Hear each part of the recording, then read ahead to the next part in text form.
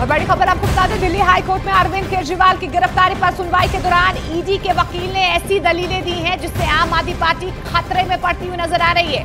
पहली बार ईडी ने अदालत में आम आदमी पार्टी को एक कंपनी के तौर पर देखने पर जोर दिया है और उसके मुखिया होने के नाते केजरीवाल को कटघरे में खड़ा कर दिया है। ईडी के वकील एसवी राजू ने अदालत में दलील दी है कि आम आदमी पार्टी भले ही सीधे तौर पर एक कंपनी नहीं है, मगर वो एक राजनीतिक दल है जो कि लोगों का समूह है। ऐसे में वो कंपनी के ही दायरे में आती है और अरविंद केजरीवाल उसके राष्ट्रीय संयोजक के तौर पर सभी फैसले लेते हैं। ईडी का यह भी दावा है कि दिल्ली की नई शराब नीति की आड़ में मनी लॉन्ड्रिंग हुई है, लेकिन मनी लॉन्ड्रिंग का कानून किसी कंपनी पर लगता है, पर ईडी ने कोर्ट में आम आदमी पार्टी को कंपनी बताकर के लिए मुसीबत खड़ी कर दी है।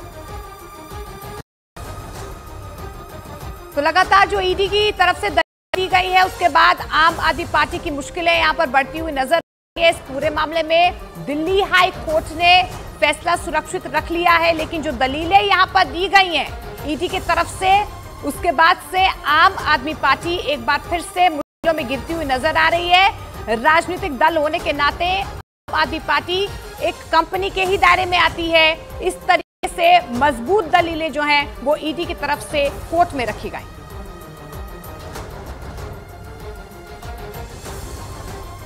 मनी ट्रेल भी नहीं मिला है। मनी ट्रेल तो मिला है। आपने ये भी कहा कि अगर आगे जरूरत पड़ी कुछ और लोगों को आरोपी बनाने के लिए वो भी बनाएंगे। वो तो अगर मिले तो बनाएंगे ना, अगर मिले तो हम छोड़ेंगे थोड़ी ना। और ईडी की इन दलीलों को आम आदमी पार्टी ने झूठा करार दिया है तो बीजेपी ने तुरंत उसे घेर लिया। अरविंद केजरीवाल जी जो कि आम आदमी पार्टी के कन्वीनर है, उनके इंडिविजुअल के खिलाफ भी, और आम आदमी पार्टी जो कि एक ग्रुप ऑफ पीपल्स की एक इंस्टीट्यूशन है, जैसे प्राइवेट लिमिटेड कंपनी हो या कोई पार्टनरशिप हो, उसी तरह से आम आदमी पार्टी के खिलाफ भी सेक्शन जो 70 है पीएमएलए का किया गया है। सारे आरोप झूठे हैं, सारे आरोप झूठे साबित होंगे। संजय सिंह की बेल ये दिखाती है कोई मनी ट्रेल नहीं है, कोई भ्रष्टाचार का पैसा नहीं है। इधर देश के पूर्व प्रधानमंत्री डॉक्टर मनमोहन सिंह राज्यसभा से रिटायर हो गए। वो बीते 33 साल से कांग्रेस के राज्यसभा सांसद थे। 91 साल के मनमोहन सिंह 1991 में पहली बार राज्यसभा के सदस्य बने थे, लेकिन 33 साल की लंबी पारी के बाद वो राज्यसभा से रिटायर हो गए। डॉक्टर मनमोहन सिंह के राज्यसभा से होने पर कांग्रेस के अध्यक्ष मल्लिकार्जुन खड़गे ने एक चिट्ठी लिखी। अपनी चिट्ठी में उन्होंने मनमोहन सिंह के रिटायरमेंट को एक युग का अंत बताया। लेकिन बेहद सरल और शांत स्वभाव के डॉक्टर मनमोहन सिंह को कई लोगों ने राजनीति के लिए अनफिट बताया था। एक अर्थशास्त्री और बेहद सुलझे हुए मनमोहन सिंह सियासत के दांव पेच में उतर नहीं थे जितना किसी नेता को होना चाहिए था। कांग्रेस ने 1991 से लगातार उन्हें राज्यसभा का सांसद बनाकर संसद भेजा, लेकिन साल 1999 में जब लोकसभा चुनावों का ऐलान हुआ तो डॉक्टर मनमोहन सिंह को भी चुनावी मैदान में उतार दिया गया था। चुनाव में मनमोहन सिंह को करारी हार मिली थी। 1991 में कांग्रेस ने दक्षिणी दिल्ली से डॉक्टर मनमोहन सिंह को प्रत्याशी बनाया था।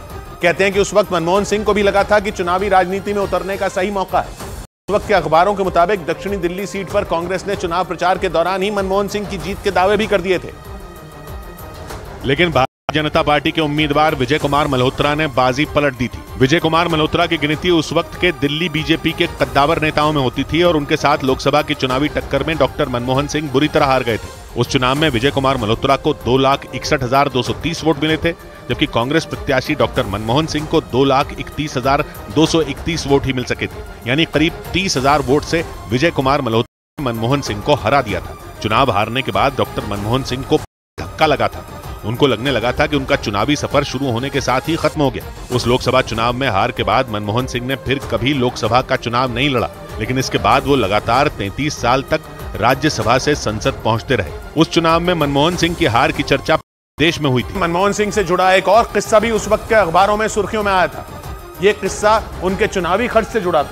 उस वक्त के अखबार के मुताबिक 1999 के लोकसभा चुनाव में मनमोहन सिंह को चुनाव लड़ने के लिए कांग्रेस पार्टी से 20 लाख रुपए मिले थे, लेकिन प्रचार, रैली और दूसरे चुनावी खर्च के लिए ये रकम नाकाफी थी। उस वक्त के अखबारों में छपी रिपोर्ट के मुताबिक मनमोहन सिंह को पार्टी से मिले पैसों से ज्यादा पैसों की जरूरत पड़ गई थी। और बताया जाता है कि उस वक्त कुछ कारोबारी उनको चंदा तैयार भी थे।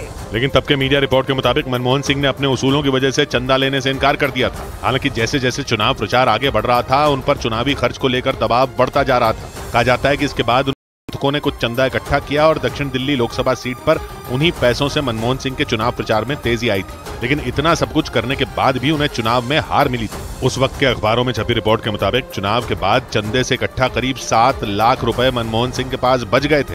बताया जाता है डॉक्टर मनमोहन सिंह ने उन 7 लाख रुपयों को कांग्रेस पार्टी को लौटा दिया।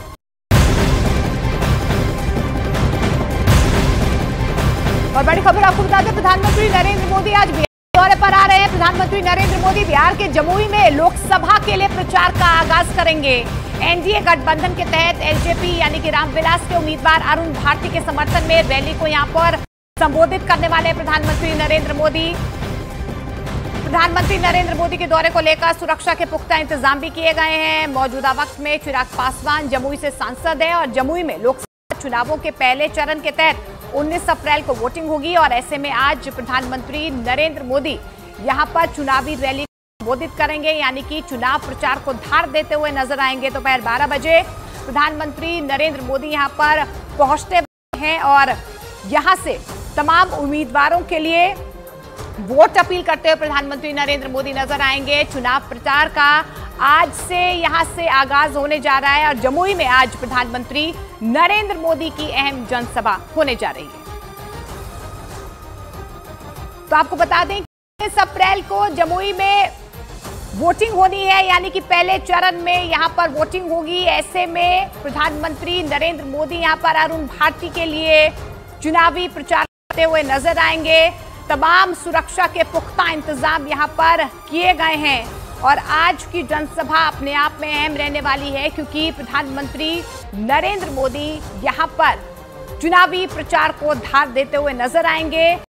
तमाम पार्टियां अपनी अपनी ताकत झोंक रही है और ऐसे प्रधानमंत्री नरेंद्र मोदी का यह दौरा अपने आप में अहम माना जा रहा है। तो देखिए, जमुई सीट लोकसभा जनशक्ति की पारंपरिक सीट है और ग्राफिकली समझाने की कोशिश करते हैं कि आखिर ये सीट इतनी क्यों है, जहां पर प्रधानमंत्री नरेंद्र मोदी आज जनसभा को भी संबोधित करने जा रहे हैं। आपको बता दें 2019 में चिराग पासवान ने यहां चुनाव जीता था और ऐसे में सीट बंटवारे के तहत जमुई सीट लोक जनशक्ति यानी कि रामविलास पार्टी के खाते में गई थी और ऐसे में प्रधानमंत्री नरेंद्र मोदी का यहां से चुनाव प्रचार का आगाज क्यों अहम है, आपको ग्राफिकली समझाने की कोशिश करते हैं। देखिए, प्रधानमंत्री नरेंद्र मोदी एनडीए में एकजुटता दिखाना चाहते हैं, क्योंकि जिस तरीके से अब लगातार जो है प्रचार को धार दिया जा रहा है, तो ऐसे में एनडीए में किस तरीके से एकता है, सभी दल एक साथ हैं, इसको बल मिलेगा। साथ ही बिहार के वोटर्स के लिए भी ये संदेश जाएगा कि किस तरीके से एनडीए एकजुट नजर आ रहा है। महागठबंधन के मुकाबले एनडीए कितना मजबूत है, ये संदेश देने की कोशिश आज जाएगी। इसके अलावा लोगों को बराबरी का संदेश देना भी कहीं ना कहीं मकसद जो है आज की जनसभा का रहने वाला है। पार्टी छोटी हो या बड़ी हो, प्रधानमंत्री नरेंद्र मोदी सबको बराबर सम्मान देते हैं और आज है कि जमुई से जब प्रचार का आगाज प्रधानमंत्री नरेंद्र मोदी करेंगे तो ये बड़ा संदेश मंच से जाएगा।